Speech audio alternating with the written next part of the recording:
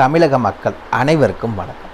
நீண்ட நாட்களாக நம்ம தமிழக மக்கள் பல பேரும் காத்துட்டு இருந்தால் ஒரு சூப்பரான வேலைவாய்ப்பு, அதை பற்றின ஃபுல் டீட்டெயில்ஸ் இந்த வேலைவாய்ப்பு பற்றி பார்க்க போகிறோம். அரசு அலுவலகத்தில் உதவியாளர், வெறும் உதவியாளர் வேலைவாய்ப்பு மட்டுமா அப்படின்னு கேட்டிங்கன்னா அப்படி கிடையாது. அது இல்லாமல் இன்னும் நிறைய வேலைவாய்ப்புகள் அறிவிச்சிருக்காங்க. அதை பற்றின ஃபுல் டீட்டெயில்ஸும் இந்த வீடியோவில் நம்ம பார்க்கலாம். ஸ்கிப் பண்ணாமல் ஃபுல்லாக பாருங்கள். குவாலிஃபிகேஷன்ஸை பொறுத்த வரைக்கும் மினிமம் 10th பாஸ் பண்ணியிருந்தாலும் வேலை இருக்குது. டிப்ளமோ, எனி டிப்ளமோ படிச்சிருந்தாலும் வேலை இருக்குது. கிராஜுவேட் படிச்சிருந்தாலும் வேலை இருக்குது. நிரந்தர அரசு வேலை தான். பர்மனன்ட் கவர்மெண்ட் ஜாபுக்கு கீழே தான் ஆட்களை தேர்ந்தெடுக்க போகிறாங்க. டெம்பரவரினெல்லாம் நினைக்கவே வேண்டாம். முழுக்க நிரந்தர அரசு வேலை, டைரக்ட் ரெக்ரூட்மெண்ட், ரெகுலர் பேசிஸுக்கு கீழே ஆட்களை தேர்ந்தெடுக்கிறாங்க. சம்பளத்தை பொறுத்த வரைக்கும் 29,900 உங்களுக்கான சம்பளம் வழங்குறதா அறிவிச்சிருக்காங்க. உங்களுக்கான விண்ணப்பிக்கிறதுக்கு லாஸ்ட் டேட் 14/3/2024 தான் இதுக்கான லாஸ்ட் டேட். அதுக்குள்ளே நீங்கள் ஒன்று ரிஜிஸ்டர் போஸ்ட், அதாவது பதிவு தபால், இல்லது விரைவு தபால், ஸ்பீட் போஸ்ட், இந்த ரெண்டே ஆப்ஷன் தான். அது மூலிமா மட்டும்தான் அப்ளை பண்ண முடியும். நேரில் கொண்டு போய் கொடுக்கறது இல்லை நார்மல் போஸ்ட்டில் அனுப்புறது அந்த மாதிரிலாம் எதுவும் கிடையாது. அதே மாதிரி ஆன்லைன்லேயும் அப்ளை பண்ண முடியாது இந்த வேலைவாய்ப்புக்கு. ஓகேங்களா? அப்ளிகேஷன் ஃபார்ம் இருக்குது, டவுன்லோட் பண்ணி பிரிண்ட் அவுட் எடுத்து எல்லா டாக்குமெண்ட்ஸும் வச்சு நீங்கள் ரிஜிஸ்டர் போஸ்ட் இல்லை ஸ்பீட் போஸ்ட்டில் தான் அனுப்ப முடியும். இந்த வேலைவாய்ப்புக்கு ஆல்ரெடி சொன்ன மாதிரி பார்த்தீங்கன்னா 38 மாவட்டத்தினரும் அப்ளை பண்ணுறதுக்கு எலிஜிபிள் தான். ஆல் ஓவர் தமிழ்நாடு ஃபுல்லாக எல்லா டிஸ்ட்ரிக்ட் கேண்டிடேட்ஸும் இந்த வேலைவாய்ப்புக்கு நீங்கள் தாராளமாக அப்ளை பண்ணிக்கலாம். இவங்க தான் அப்ளை பண்ணுங்கிற எந்த ஒரு ரெஸ்ட்ரிக்ஷன்ஸ் இல்லை. So all over Tamil Nadu candidates எல்லாருமே எலிஜிபிள், அப்ளை பண்ணிக்கணும். இதுக்கு யாரெல்லாம் விண்ணப்பிக்கலாம், எப்படி விண்ணப்பிக்கலாம்னு போன்ற முழு தகவலை தெரிஞ்சுக்கிறதுக்கு முன்னாடி இன்னும் நம்ம ஜாப் அலர்ட் சேனலை சப்ஸ்கிரைப் பண்ணாதவங்க மறக்காமல் சப்ஸ்கிரைப் பண்ணுங்கள். இந்த வீடியோவுக்கு மறக்காமல் ஒரு லைக் கொடுங்க. நீங்கள் கொடுக்குற ஒவ்வொரு லைக்கும் எங்களுக்கு அடுத்த வீடியோ போட ரொம்பவே மோட்டிவேட்டாக இருக்கும். இந்த வீடியோ டிஸ்கிரிப்ஷனில் நம்ம டெலிகிராம் குரூப்போட லிங்க் இருக்குது. இன்னும் ஜாயின் பண்ணாதவங்க கட்டாயம் ஜாயின் பண்ணிக்கோங்க.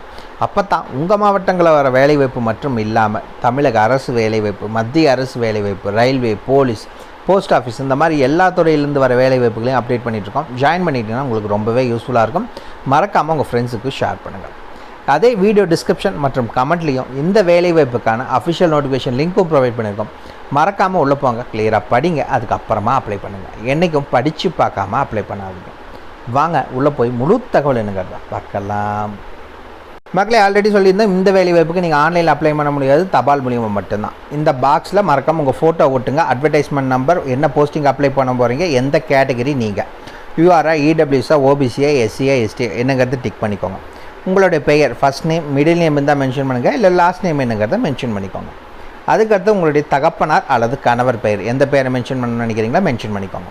இந்த இடத்துல உங்களுடைய அட்ரஸ் டீட்டெயில்ஸ் எழுதுங்க. Door number, street name, area name, district, taluk, pincode, அதே மாதிரி இமெயில் ஐடி, மொபைல் நம்பர், எல்லா டீட்டெயில்ஸும் கிளியராக மென்ஷன் பண்ணிக்கோங்க. அதுக்கடுத்து நியரஸ்ட் ரயில்வே ஸ்டேஷன், உங்களுக்கு பக்கத்தில் ரயில்வே ஸ்டேஷன் எதுவோ அதோட பேரை மென்ஷன் பண்ணுங்கள். Date of birth, date, month, year அந்த மாதிரி மென்ஷன் பண்ணிக்கோங்க. ஏஜ் 14ஆம் தேதியை கால்குலேட் பண்ணி உங்களுக்கான ஏஜ் என்ன, எத்தனை வருஷம், எத்தனை மாதம், எத்தனை நாள் ஆச்சுங்கிறத மென்ஷன் பண்ணிக்கோங்க. குவாலிஃபிகேஷன்ஸ் என்ன படிச்சிருக்கீங்கன்னு டீட்டெயில்ஸ் மென்ஷன் பண்ணுங்கள். எங்கே படிச்சிங்க, எத்தனை வருஷம் பாஸ் பண்ணீங்க, என்ன சப்ஜெக்டில் எவ்வளோ டிவிஷன், எத்தனை பர்சன்டேஜ் மார்க்ஸ் வாங்கினீங்கிறத மென்ஷன் பண்ணிக்கோங்க. அதுக்கடுத்து வேறு ஏதாவது ப்ரிஃபரன்ஸ் இருந்துச்சுன்னா அதை மென்ஷன் பண்ணுங்கள். ஆல்ரெடி யாராவது ரெஃபரன்ஸ் அங்கே வேலை செஞ்சுட்ருக்காங்கன்னா அதுக்கான டீட்டெயில்ஸ். வேறு ஏதாவது ரிலவெண்ட் இன்ஃபர்மேஷன் அதை கொடுத்தா நமக்கு ஃபர்ஸ்ட் ப்ரிஃபரன்ஸ் கொடுக்குற மாதிரி ஏதாவது இருந்தால் அதை இங்கே மென்ஷன் பண்ணிக்கோங்க. கீழே டிக்ளரேஷன் என்னங்கிறத மென்ஷன் பண்ணிக்கோங்க.